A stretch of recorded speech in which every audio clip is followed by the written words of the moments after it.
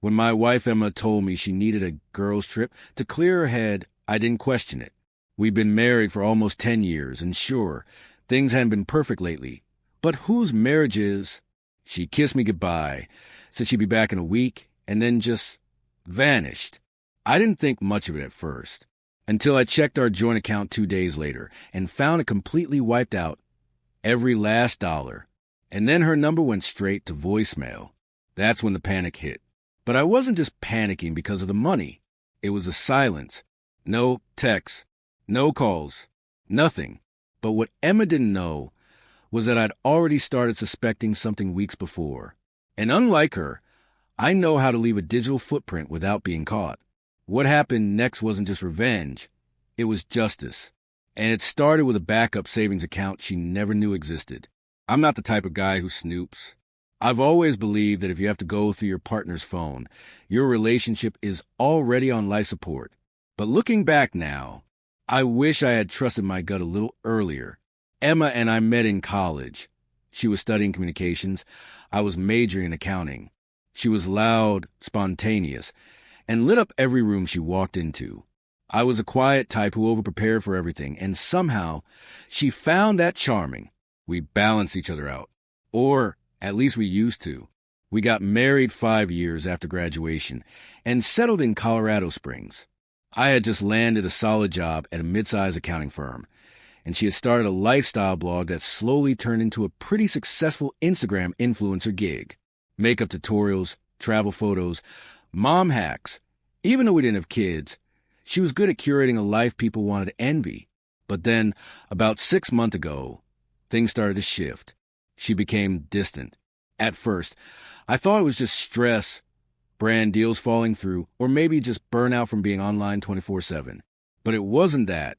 She started going out more, staying out late, and when I'd ask who she was with, she'd brush me off with just the girls, or you don't know them, babe. She never used to talk like that. Then there were the phone calls. She started taking them outside or in the bathroom with the water running. One time I walked in on her mid-call, and she jumped like I caught her stealing. "It's just Nicole," she claimed. But Nicole was right downstairs, eating leftover sushi. I didn't want to be paranoid. I didn't want to be that guy. But when she started guarding her phone like it was classified government material, I knew something was off. So I did the thing I swore I'd never do.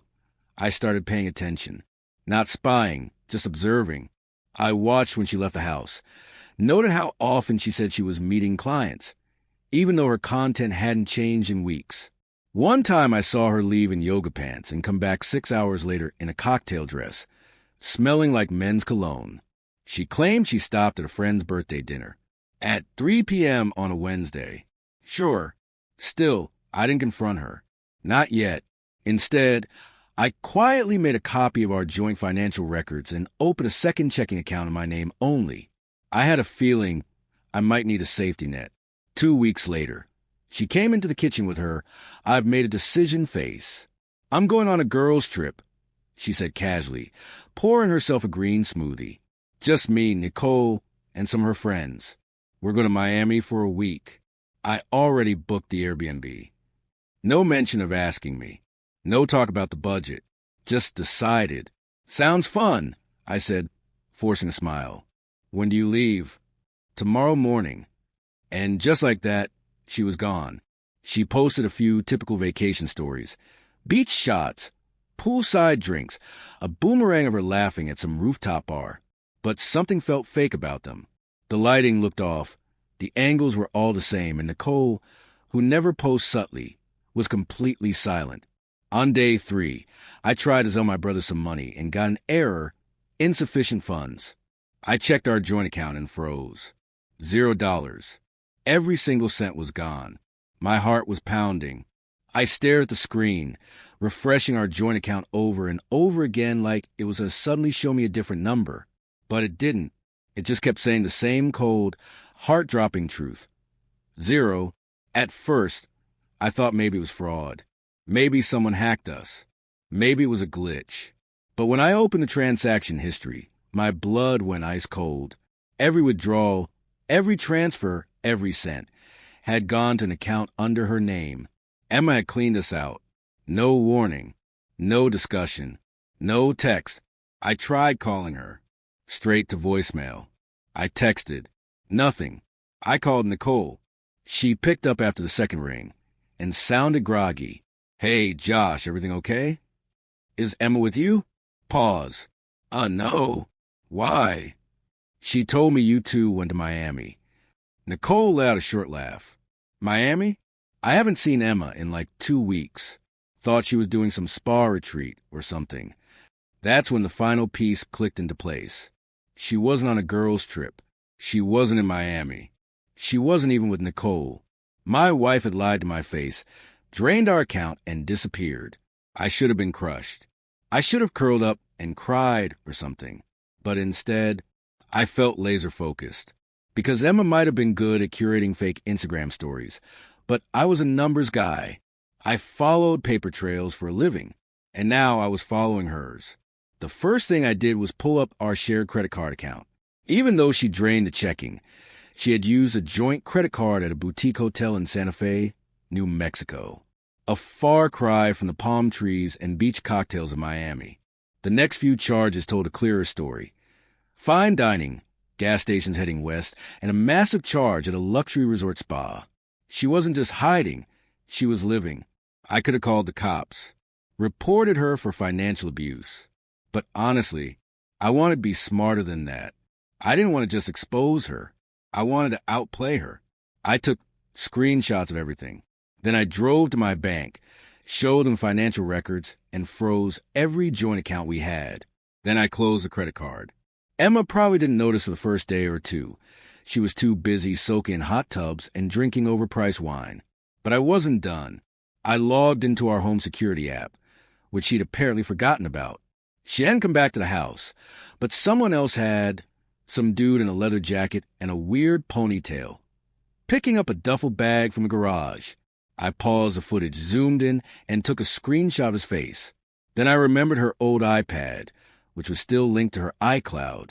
I dug it out from a kitchen drawer and fired it up. Boom! Still logged in. Photos, messages, notes, calendar, everything. And just like that, the lies started unraveling. There were flirty texts with someone named Jay, pictures of hotel rooms, selfies in robes, screenshots of money transfers she'd sent him using my money. She even had a note in her phone titled Freedom Plan. I'm not kidding. It outlined exactly how she planned to start fresh once she left me, moving to Arizona, investing in Jay's startup idea, and ghosting me completely. Her words, not mine. I sat back and stared at the iPad, equal parts disgusted and amazed. She really thought she could get away with this. But the one thing she didn't count on, I had already started preparing weeks ago. I had an entirely separate account in my name, and I'd been funneling bits of money into it every time I got paid. She might have wiped out what she saw, but I had been playing my own quiet game in the background. People think revenge has to be loud, dramatic, explosive, public. But real revenge, the kind that leaves a mark, that's quiet, strategic, surgical. And that's exactly what I set out to do. Emma had spent months planning her little escape, and I'll admit, it stung to realize how easily she'd lied, how long she'd been pretending. But now she was about to learn something she never expected. I don't fall apart, I rebuild, and I come back smarter. First, I contacted a friend of mine, Rachel, who works in real estate. We'd gone to high school together and kept in touch on and off. I told her I was looking to sell our house. Fast. The house was technically in both our names. But guess who handled all the mortgage payments? Me. Guess who had all the documents? Me. Guess who legally could move forward if she didn't contest within a set time? Also me. Rachel connected me with a buyer by the end of the week. Emma still hadn't come back. She probably thought she had all the time in the world to figure out her next move.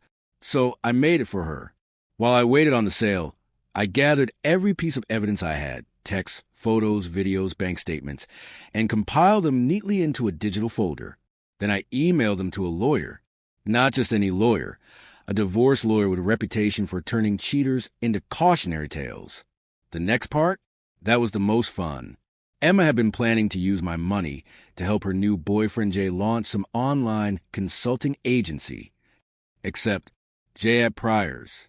Yep, a little digging into his background. Thank you, public records. And I found a suspended LLC and a fraud charge that somehow never made it to court. So I made an anonymous tip to the Better Business Bureau, and then another to the state attorney's office. And just to really twist the knife, I made a burner Instagram account. I used one of the selfies she had taken in that luxury resort spa and reverse image searched the background. Turned out she wasn't even in Santa Fe. She was in Sedona, Arizona. I followed Jay's account. I liked one of his posts. And then I messaged him. She did the same thing to her last boyfriend. Hope you kept the receipts. Winky face. No name. No context. Just a little paranoia to plant the seed. 2 days later, Emma finally called me. Emma, Josh? What the hell is going on? My credit card stopped working. Our house has a for sale sign, and Jay just got a visit from some regulatory guy asking about his business. I waited a beat. Me? Oh, hey stranger. Back from your girls' trip. Emma, don't play stupid with me. You had no right. Me? Actually, I had every right. But don't worry. You'll be hearing from my lawyer soon. You might want to start packing. Click. I didn't hear from her again for 3 days. When I did, it was a barrage of texts, some begging, some threatening. She tried calling my parents. She even showed up at my brother Danny's place, demanding he talk some sense into me. Danny just laughed in her face and shut the door. In the meantime, I moved into a temporary apartment downtown and got promoted at work. Funny how a little stress can push you into overdrive. My bosses noticed. So did Rachel. She actually asked me out for a drink, strictly to celebrate the sale, she said. But who knows? Emma finally came back to town the day before the divorce papers were officially served. She showed up at our house, which wasn't hers anymore, and stood in the driveway looking like she just walked through a hurricane. Her hair was a mess, makeup smudged, and her precious Jay nowhere to be seen. She must have found out I had frozen everything she thought she owned. That day, I didn't open the door. She sat on the porch for over an hour. Then she left. That was the last time I saw her.